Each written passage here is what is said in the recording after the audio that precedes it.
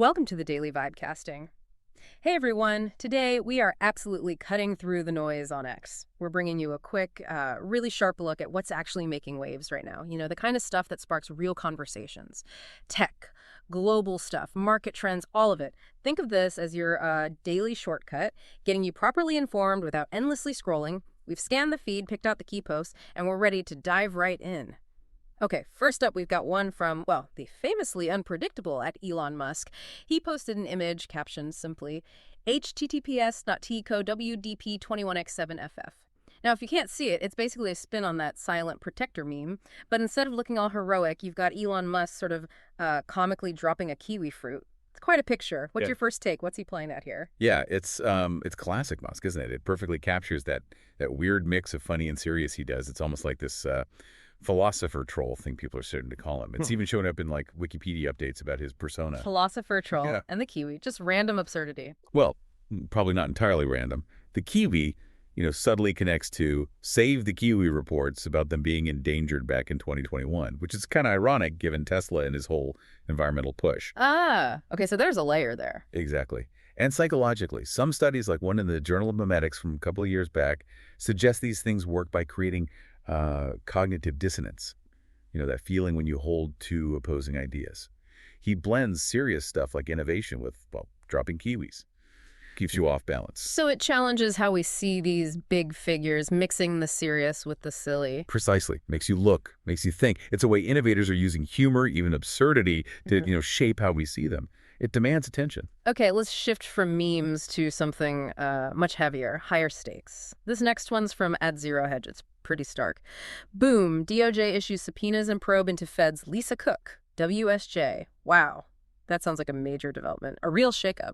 It absolutely is. This carries some serious weight. It potentially signals real challenges to central bank independence. And as you know, that independence is fundamental for financial stability. Right.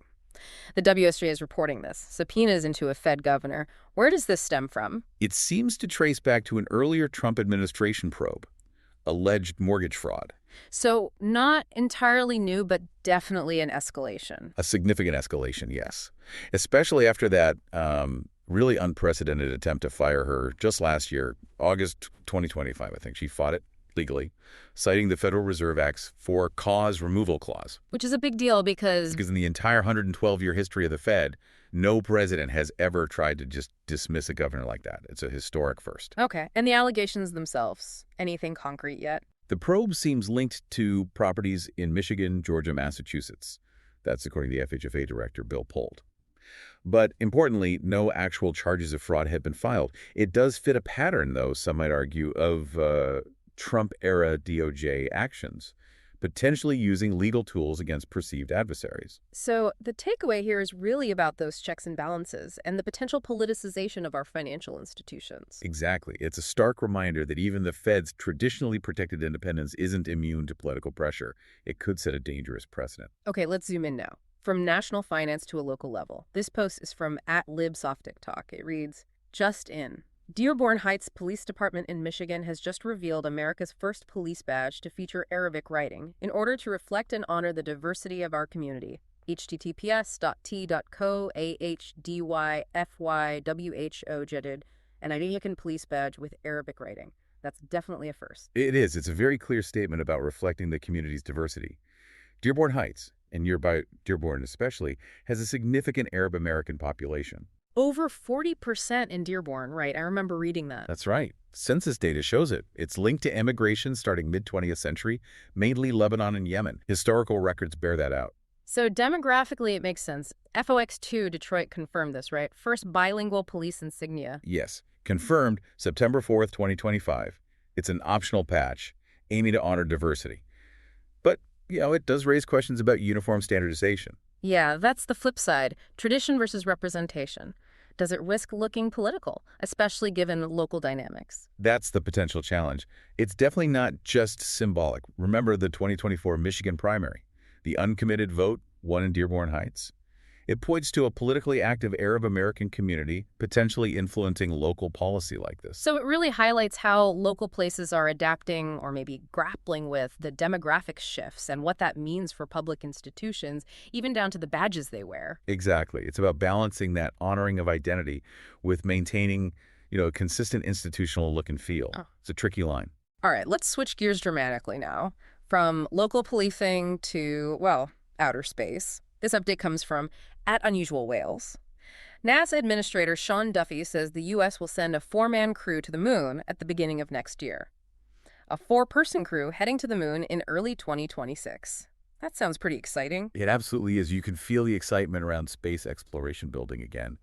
But there are definitely hurdles. This announcement from Sean Duffy is for the Artemis II program, a 4-person crew. But the timeline, that's key. Yeah, wasn't it supposed to be sooner, like 2024 originally? It was. The original plan was 2024, so this early 2026 date represents a shift. What caused the delay? Technical stuff, budget. A bit of both, really. Technical delays, yes, but also significant budget cuts under the previous Trump administration.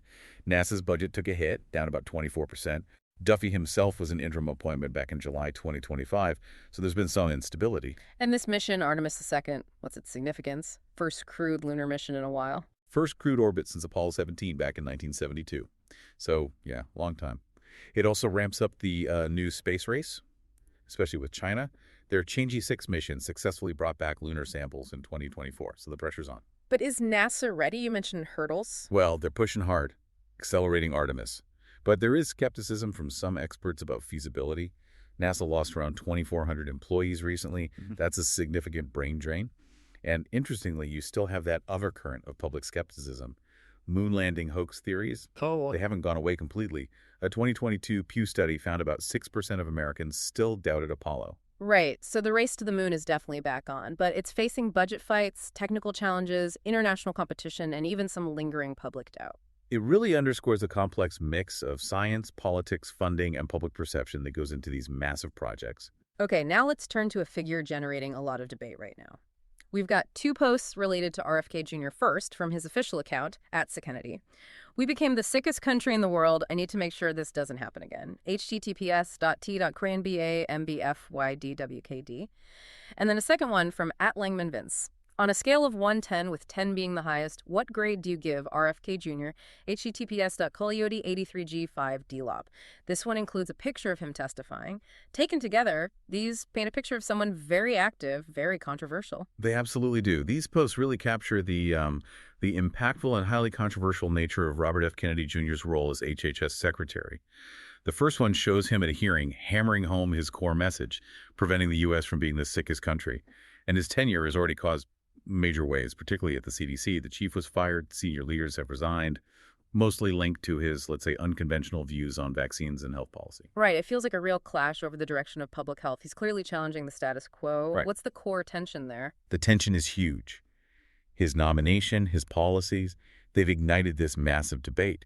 You have health experts raising serious concerns about disrupting vaccine programs, about scientific integrity. On the other side, the White House defends him, saying he's trying to restore credibility to the CDC. And the second post, the testimony. That shows him before the Senate Finance Committee on September 4th. Newsmax picked up on it, highlighting his points about parental freedom and health choices, his ongoing critique of Big Pharma. He often points out, for instance, that almost half the FDA's budget, 46%, comes from industry user fees. He promised an FDA overhaul after Trump nominated him back in November 24. So it's part of a pattern challenging mainstream health policy. Exactly. It echoes some of his family's history of advocacy, challenging established powers. And it ties into these intense debates about transparency and accountability in public health. It definitely highlights how much these political appointments and debates can influence public health and, how we all think about science and our own well-being. Absolutely. These aren't abstract debates. They have real-world consequences. Okay, let's switch gears one more time. Something maybe a little lighter, but hitting sports fans where it hurts.